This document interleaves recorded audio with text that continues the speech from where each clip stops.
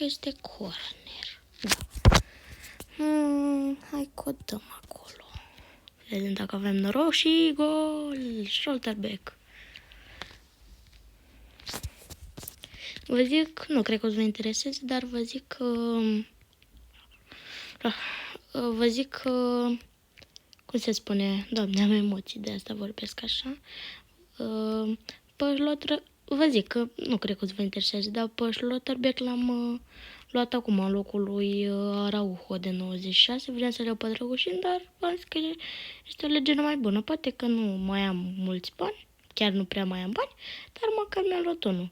Și aici este un minus, pentru că eu aveam 100 overe la echipă, acum am 99, deoarece eu trebuie să am toți